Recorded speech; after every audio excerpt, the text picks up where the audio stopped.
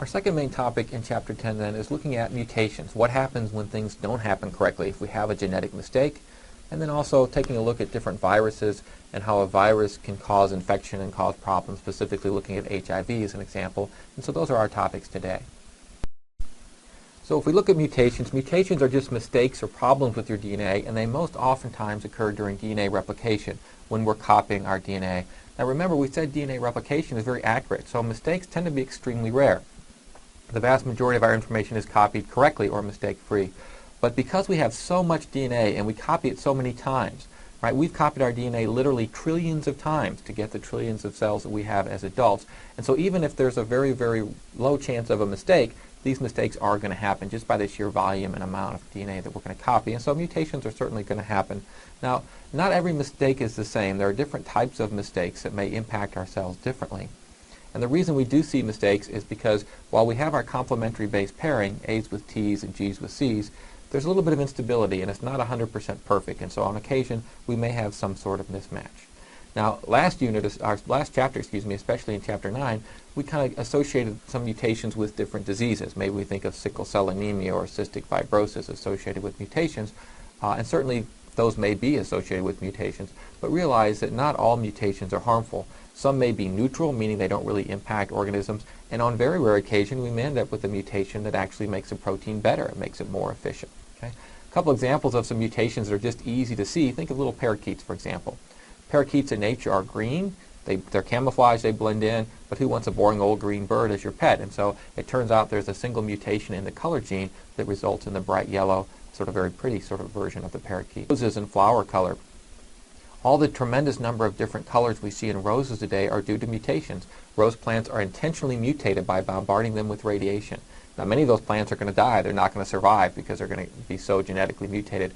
But on occasion, we may just mutate the color gene into a slightly different allele or a slightly different color. And if that's the case, then we can grow that plant up and we can patent it and sell it and so forth. And that's where all the different color varieties come from today, are from mutations. There are several types of different mutations. I just want to mention two of the more common mutation types today. One is called a frame shift mutation.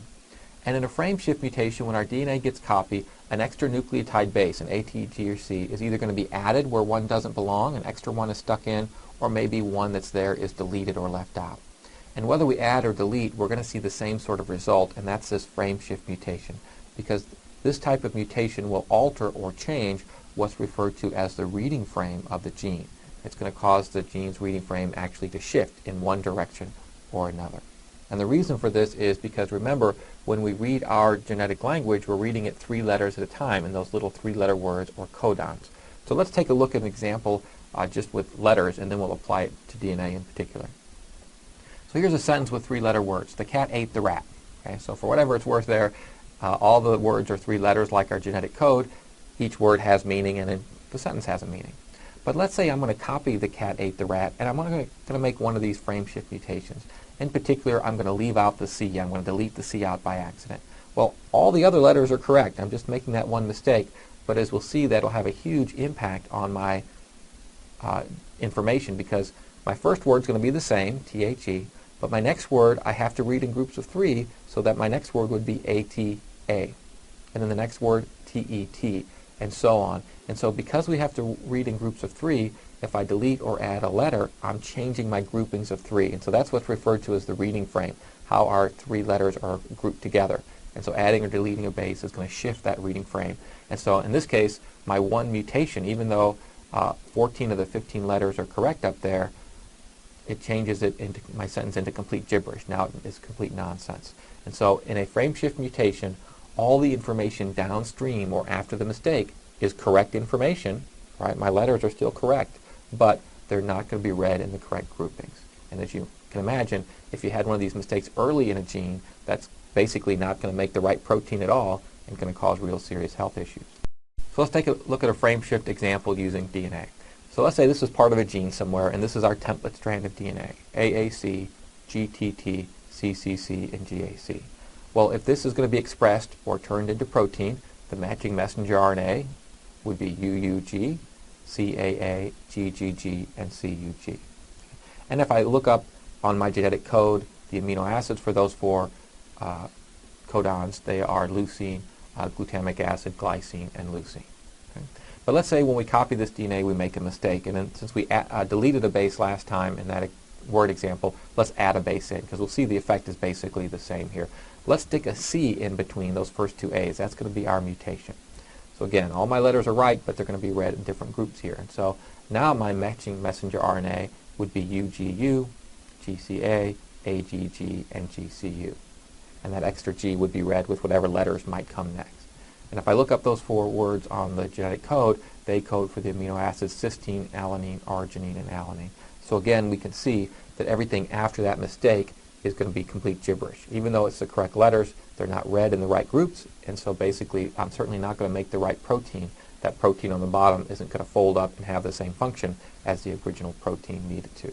So that's a frame shift mutation. Another common type of genetic mistake is a point mutation. In a point mutation, we're not going to add or delete or kind of change the number of nucleotides, but instead we're going to put a nucleotide in where it doesn't belong and remove something else. So kind of swapping one nucleotide for another. And it's called a point mutation because this is going to affect one point in the DNA. It's not really going to impact the information before or after. It's just that one particular point or spot. And here's how a point mutation might occur. When our DNA is copied, remember we're going to split open our two strands and use our original strands as a template. And A's pair up with T's and G's pair up with C's. But on rare occasion, we may get a mismatch, as in case here we've got an A and a G stuck together. Now those two things don't bind correctly, and there are proofreader enzymes that normally would catch that mistake, remove the G, and put a T in where it belongs. But on occasion, one of these may slip through, and it doesn't get fixed. And if that doesn't get fixed, now when this cell copies this DNA again, matching up with the A would be a T, so it's kind of corrected the mistake. But if that other strand gets copied across from a G, it's not going to put an A, it's going to put a C. And so that would be a point mutation because I swapped out my original A into a C now, so I've got a different letter. Now, how dramatic is that one letter going to be changing if all the other letters are the same? It really just depends on where in the gene we have that mistake, okay, what letter is being changed, and in particular, what is the swap, which letter is being changed into something different. And so let's take a look at some of these different point mutation outcomes that we might have by the swapping of one DNA nucleotide for another. Let's take a look at just a really small piece of DNA. Let's look at one codon's worth, or 3 bases of DNA. And let's say our template strand in a gene somewhere has the DNA sequence of ATG. Well, when that gets transcribed into RNA, that would make UAC our codon, and if we look up UAC on our code book, it codes for the amino acid tyrosine in our protein. But let's say when we copy this DNA, we make one of these point mutation mistakes. Instead of copying it as ATG, it gets copied as ATA. So we swap an A where that G belongs. Obviously then our RNA is going to be different. Our RNA that matches that would be UAU. But if I look up UAU on my genetic code book, it codes for the amino acid tyrosine. Okay? Remember we said our genetic code last time was degenerate, meaning there's lots of repetition. So in this case, even though my DNA is different, my protein is going to be exactly the same. And that's referred to then as a silent mutation. In a silent mutation, there's no change in the protein after our point mutation. And again, the only reason we're going to see that is if we have 3 or 4 codons that have the same meaning, and one of those codons gets changed into another codon with that exact same amino acid. Another possibility in terms of our outcomes, what if that ATG got copied incorrectly, and instead of getting copied as ATG, it was copied as GTG. So we're going to swap a G in for that first A. Our RNA then to match that would be CAC, and if we look up CAC on our genetic code, that codes for the amino acid histidine. And so in this case, changing one letter in my DNA changed one amino acid in my protein. And that's referred to as a missense mutation. In a missense mutation, one amino acid gets swapped out for an incorrect one, basically. And so this isn't going to affect any amino acids before or after this mistake. It's only going to affect this one particular spot or point in the DNA. Our final outcome, potentially of a point mutation, let's say our ATG gets copied as ATC instead. That would result in RNA of UAG, and if I look up UAG on my genetic code, that codes for one of those 3 stop codons. And so this is referred to as a nonsense point mutation, when we have a stop codon that's going to pop up in my gene now where it shouldn't be. Right? There should just be a normal amino acid, and the cell's protein building machinery should keep going and add more amino acids and build a bigger protein. But if it comes across this stop codon, it's going to stop prematurely, and even though all the information after that mistake is correct in my gene, none of that information is going to get turned into protein because the cell is going to stop building immediately when it comes across that stop codon. So we're going to get a little piece of a protein instead of the whole thing. And sickle cell anemia is our most common genetic or inherited disorder in humans, and it makes a good example for looking at this effective mutation. And because sickle cell is so common, it was the first genetic disease understood at the molecular or chemical level, meaning it was the first disease where we could say, here's the gene that codes for the protein that's healthy, and here's the mutation in the gene that causes a change in the protein that causes the symptoms associated with the disease. So we could know that at the sort of chemical level that we're studying here in Chapter 10. And it turns out that the difference between perfectly healthy hemoglobin and fatal, historically at least, sickle cell hemoglobin is one missense mutation, a change in one nucleotide base in what's called the beta globin gene, which makes up one of the two different chains that we see in our hemoglobin. And so normally, here's our piece of DNA somewhere in the gene that has a sequence CTC that codes for GAG and glutamine as our amino acid. That results in our hemoglobin normally having a very square sort of shape as it folds up. The sickle cell allele, though, has CAC, so it's just swapping one A where T belongs. That changes one amino acid here into a valine, but that amino acid swap occurs right at a critical folding spot of the protein. And because valine has different chemical properties, instead of folding up nice and square, the sickle cell protein tends to fold up very long and thin.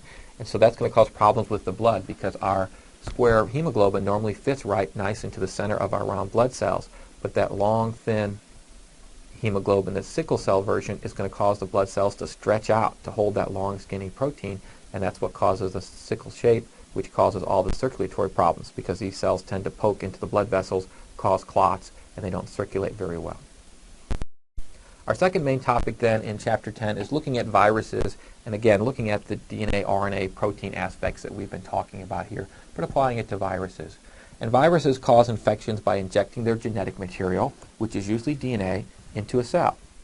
Once their genetic material is physically injected inside the cell, that cell then, instead of following its normal genes and making the normal cell proteins, will start following the viral instructions on the viral DNA. And so the cell will start making new viral proteins. It'll eventually start making new viruses as it assembles those new proteins together, and eventually that cell will actually lyse or explode, releasing millions of new viruses to infect new cells. And so here's kind of a typical pattern of how a virus works. And this is looking at a bacterial infection, pretty similar to what we might see in a human. And when a bacterial virus locks onto the bacteria cell, it's going to inject its DNA. Now there's two options once that happens. On the left we see the lytic cycle. And what happens there is the cell may become infected right away. And if that's the case, the cell will start following those viral instructions, making viral proteins, eventually exploding or lysing, killing the cell and spreading the virus. Okay?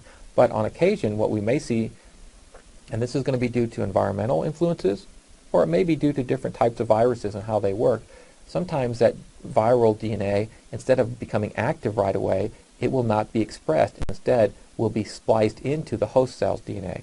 And that's what we're seeing there on the right side in what's called the lysogenic cycle.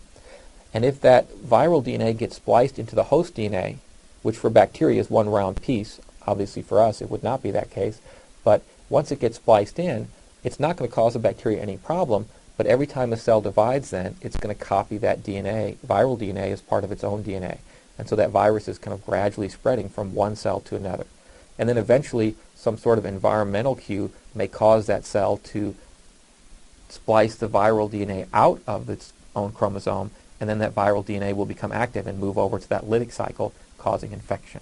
Okay? Again, we see similar things with humans all the time. That's why some viral infections, there's a delay between when you get infected and you might not show symptoms for 5 or 10 years because that virus is dormant, spliced into one of your chromosomes, but it's gradually spreading by mitosis every time you copy your DNA. Now, most viruses use DNA as their genetic material, but we do see some viruses using RNA as their main genetic material. And this is really different because, remember, all cells use DNA as our genetic material, and our flow of information is DNA to RNA to the protein that we need to build. And so if a virus injects DNA, that DNA can be converted to RNA and build a protein right away. But if a virus injects RNA, that's going to be a little bit different because normally our cells don't use RNA to build proteins. And so in addition to injecting that RNA into your cell, a virus that uses RNA also has to inject a special enzyme called reverse transcriptase. And reverse transcriptase is not a chemical you normally build in your cells, okay, as humans, but what happens is this reverse transcriptase will take viral RNA and convert it into DNA. And then once it's in DNA form, that DNA can become active and cause an infection, or that DNA could get spliced into the rest of your chromosomes and become inactive, just like we saw on that last slide.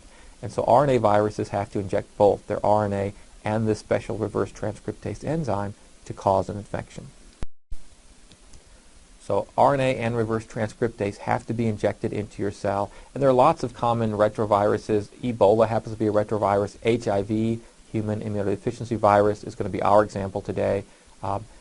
Hantavirus, the virus is associated with the common cold, for example. And so some of them are pretty serious, and some of these retroviruses really aren't. It really just depends on the particular virus. But something like HIV is going to be a little bit more complex than the slide we showed with that bacterial virus. It's going to contain its RNA covered in protein, which protects the RNA. But in addition, this HIV also has a bubble or a membrane envelope that's very similar to a cell. And that membrane envelope is going to help it to infect cells, help it merge with cells, and then inject its RNA and reverse transcriptase to cause the infection. So this reverse transcriptase is a really interesting sort of chemical that normally our cells don't have. Remember, transcription, we said, was DNA getting converted to messenger RNA. And so reverse transcriptase is going to go in the reverse direction, RNA into DNA, which again, our cells don't normally do. So we have to get this enzyme from this retrovirus to cause an infection. Now, one of the things about this reverse transcriptase is that it's not a very accurate enzyme, meaning it makes lots of mistakes. There are lots of mutations made when cells convert RNA backwards into DNA, which is very different than our normal DNA. Normally when we make DNA, we said it's very accurate. We've got proofreader enzymes, mutations are rare. But because of this reverse transcriptase inaccuracy, it doesn't have a proofreader associated with it. Every time a retrovirus infects a cell, there's a chance for lots of mutations because it's a very inaccurate sort of enzyme. So let's take a look at HIV, again, human immunodeficiency virus, as an example of one of these retroviruses, and again, thinking about our whole DNA and RNA molecular biology that we've been talking about. And in general, HIV isn't different than too many other retroviruses. It's going to inject its RNA and its reverse transcriptase, which is meant to be that little pink line for RNA and the little yellow circle for the reverse transcriptase. That's going to convert the RNA into double-stranded DNA. Now, HIV usually has a lag or a dormant phase, so that DNA is going to get spliced in randomly into one of your chromosomes, where again, it may get copied into hundreds of cells through mitosis. Eventually, that viral DNA is going to become active. It's going to get converted into RNA. Your cell then is going to make viral proteins. Eventually, that virus will actually bud out of your cell using your cell membrane to help protect and cover it, and eventually that's going to cause your cell to lyse or explode, releasing millions of new HIV viruses, spreading the infection. So let's take a look at your normal immune response to a viral infection, and then we'll compare what's different about HIV that makes HIV so dangerous and so deadly. And so there's a whole slew of different white blood cells that help protect your body and your immune system. One type are called macrophages, and macrophages are usually the first on the scene if there's an infection, and if they come across something foreign like a virus or a bacteria, they will envelop or surround it and take it in to eat it. Once they do that, they will display the viral proteins. Instead of eating it and digesting it for food, they're going to break up this virus and they're going to display the proteins out on their surface, sort of as a signal to the rest of your immune system, here's something foreign that we need to attack. Once that happens, the next cells on the scene are called helper T cells, or helper thymus lymphocytes. And so these T cells mature in the thymus. And these helper T cells will bind to the viral protein that's being displayed by the macrophage, and that will cause the helper T cells to release hormones that are going to activate the rest of your immune system. And these hormones are called chemokines that are going to attract other white blood cells to the scene of the infection to start your immune system attacking and trying to slow down this infection. And so helper T cells are critical to your normal immune system. They're sort of the main on-off switch to activate your immune system. And your immune system has two major branches that are going to be activated by these helper Ts. One are called B lymphocytes, or B cells, and the B stands for bone marrow. They tend to mature in your bone marrow. These bone marrows produce antibodies And these antibodies are going to bind to foreign proteins like a virus in this case, and they won't kill the virus, but they can slow down the infection of the virus. They prevent the virus from infecting new cells. That's going to allow your body time to sort of recover. Okay? The other branch of your immune system are the killer T lymphocytes, and these are T cells that are going to attack any cells of your own that are infected with the virus. It turns out when viruses infect your cells, a lot of time they leave their protein coat on the outside of your cells. And so these killer T cells, when they come across one of your cells that has an infection, rather than let your cell live and allow your cell to make new viruses and allow the virus to spread, your body's killer T cells will kill one of your own cells. You're better off losing 1 out of a trillion cells than having that virus spread. And so that's kind of our 2 prongs to our immune system. Antibody production from B cells, killing infected cells from killer T cells, and between those two, eventually then, the virus cannot replicate anymore, and eventually your immune system kind of is going to gain the upper hand, and you'll be rid of that infection. If we look then at HIV, what makes HIV different and makes it so deadly, it's really not one thing, but it's a couple of different things that are really important here. One is it attacks part of your immune system. In particular, the only cells in your body that get infected with HIV are your helper T cells. And it turns out these helper T cells have one particular protein on their surface called the CDR4 protein that these HIVs lock onto that allows them to infect the cell. Now, as we just talked about, the helper T cells are your on-off switch to your immune system. They're integral to your how your immune system works here. And so if you have an HIV infection, one of the main symptoms is your immune system is going to take a big hit. It's going to get weaker and weaker. And that's because, number one, the HIV may kill helper T cells. Right? If your body's immune system doesn't respond fast enough, helper T cells will start making HIV proteins, they'll explode and die, and the infection continues. But even if your body is working correctly and your immune system is working correctly, those killer T cells are going to start attacking any helper T cells that have been infected with the virus. And so both cells attacked by your own immune system or cells that don't get attacked by your immune system, either way, they're going to start dying off. And so the main issue here is our immune system is going to have fewer and fewer helper T cells, so our ability to recognize foreign cells and to defend our body against other infections like pneumonia or something like that is going to get weaker and weaker because of this attack of HIV.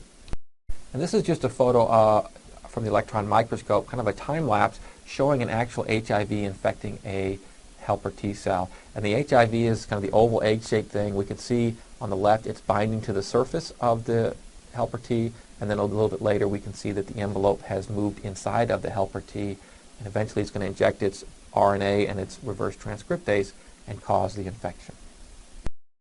Now, the fact that HIV attacks your helper T cells and your immune system directly certainly is part of the reason why it's such a devastating disease. But there are other viruses that attack your immune system, and even with HIV, typically what we see is your immune system is going to take a hit, and maybe it's going to be a little bit weaker, but eventually as your immune system recovers, it's going to be geared up and start attacking HIV, and we would expect eventually your immune system to win that battle. But it doesn't typically, and the reason is a second issue here, and it has to do with infection and mutations within HIV. And so if we follow the pathway, in our initial infection, HIV infects cells, but your immune system is going to get geared up to recognize those HIV proteins and start attacking them, both with antibodies and killer T cells. And so gradually over time, we start to see the HIV levels start to go down, your helper T cell levels start to go up, your immune system again starts to win that battle, just like we would expect. But what's different about HIV is that once your immune system gets the upper hand, okay, then we oftentimes see HIV levels reverse and start to go back up, helper T levels start to go back down. And the reason for this is because of the high mutation rate associated with HIV and really retroviruses in general. Because remember that reverse transcriptase is not a very accurate enzyme. And so let's walk through our HIV infection and our immune response. So your normal immune response, your immune system is going to recognize HIV proteins and start generating those antibodies and killer T cells to attack the HIV. So as we mentioned in the last slide, your immune system is going to start to get the upper hand. HIV levels drop, helper T levels start to recover, and so your immune system starts to win. But as the HIV is spreading in your body, even if it's a relatively slow rate, we know mutations are going to occur because of that reverse transcriptase. And as those mutations occur, each new mutant or strain is basically going to look, at least from the viewpoint of your immune system, like a brand new attack or a brand new virus. And so when your immune system gets geared up to attack one strain, if it mutates, now your immune system doesn't recognize that new strain, and so it has to start all over. That new strain has to be eaten by macrophages. They have to display the new strain's protein. Helper T cells have to bind to it and release those chemokines, which then attract the B and the killer T cells. Well, the problem is, though, for this to happen, you need those helper T cells, but now you've got fewer helper T cells because your immune system's already taken a hit. And so for this second strain, your immune system is going to be weaker, it's going to be less effective, typically slower. Okay? But even if your immune system does start to respond and get the upper hand for this new strain, a third mutation might pop up, or a fourth, or a fifth, and your immune system simply cannot keep up, because every time a new strain appears, HIV level goes up, your helper T cell levels, take another hit, and so over time you're ending up with fewer and fewer helper Ts, and eventually your immune system just is knocked out. You can't recognize any more new strains, and as we know, it's usually not HIV that causes fatality, but it's infections from other common things like pneumonia or sarcomas that your immune system just cannot respond to, because eventually you just have no more helper Ts left. And just to kind of confirm or take a specific look at that HIV issue, now, when someone has AIDS, acquired immune deficiency syndrome, basically that means they have an active HIV infection. So when the HIV infection becomes so active that their immune system, their T levels start to drop, then we would say someone has AIDS. And this is information looking at one of the viral proteins. In particular, it's a viral protein called the GP120 protein. And this is one of the proteins that are on the outer surface of the virus, and this is one of the key proteins that your immune system would key in on and recognize and attack. Okay? And so this is year one, so the initial HIV strain that infected the person, and each of these letters represents a different amino acid in this protein. By year three, what they saw in this individual was there were 4 strains. The original strain, a third strain where we have this D amino acid swapped in where the E belonged, another strain where we have a P and a D change, and then a third strain where we have a P and a Q. And all the dots indicate that there was no change. And so, again, we're seeing mutations because of this reverse transcriptase. And again, with each new strain, the immune system has to start over. And these mutations keep continuing on down the line, so that by the time we have someone who's had an active infection for 5 or 6 years, we've probably got 7, 8, or many, even as 10 different strains in that individual. And so that's what makes it so difficult to treat, is this ever-changing or sort of moving target of HIV, if you will. And this just shows a similar thing. This is looking at a different patient, but each shape represents a different strain of the virus. And we can see after the original infection, after about a year, there were 2 different strains in the individual. If we look after about 4 years, we can see that there were about 4 or 5 different strains. And eventually, by year 3 or 4, what we see is the original strain is gone. Your immune system got geared up and wiped it out. But unfortunately, the HIV had already mutated and has changed and has moved on. And so again, it's a combination of these 2 things that makes HIV so deadly. Number 1, it attacks your immune system. Number 2, it's this moving target due to the high mutation rate. Now, we certainly haven't cured HIV by any means or stretch of the imagination, but we are getting better at treating it. Now, there aren't any HIV vaccines like we have with many viruses, and the reason for that, again, is if one person has 8 or 9 strains of the virus in them, how many different strains are out there worldwide? And so I couldn't give you a vaccine that would be effective for all the strains. We don't even know what all the strains are. And so that may be happening someday, but certainly it's not on the horizon anytime in the real near future. But instead, we have anti-HIV or antiviral drugs that are going to try to interfere with how the virus works. Things like AZT are inhibitors to reverse transcriptase. If we can stop that RNA to DNA stage, we can stop the infection. Other antiviral drugs try to stop an enzyme called protease. And protease is an enzyme in these viruses that chop the proteins apart to form the viral coat. And our cells don't normally have protease in it. This is a viral specific enzyme. And so again, we try to target these. Now, one of the things we saw in early treatments is when someone went on AZT, for example, when it was first introduced, it was kind of heralded as a miracle drug or the cure to AIDS, because people's HIV levels crashed, helper T cell levels came up very quickly, and so we thought, aha, we've got the answer. AZT gets rid of AIDS, gets rid of HIV. And so at first we thought we really had it figured out. But what we've seen is that a person on AZT, while that's the immediate impact, that within 6 to 9 months, the HIV levels start to creep back up, helper T levels start to go down. So we have to increase the dose. And after about a year to year and a half, even if we increase the dose, HIV levels eventually come back up and helper T cell levels drop so that AZT no longer works to control the infection. And it turns out, this goes right back to these mutations, that certain strains of HIV as they mutate become resistant to these chemicals like AZT, meaning their reverse transcriptase keeps working even if the drug's present. And so basically HIV is evolving and changing over time in response to the environment of this antiviral drug.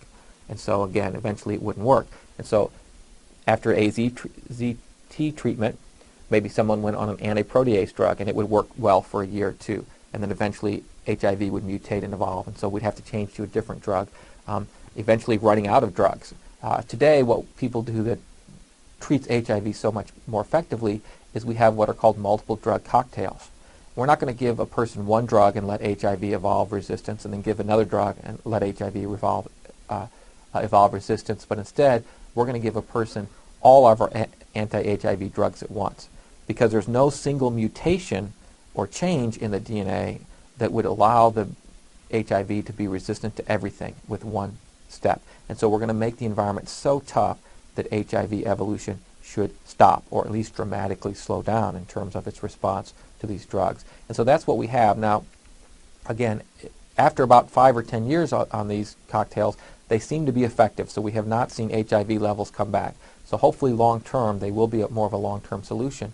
The drawback with this treatment is it's ridiculously expensive.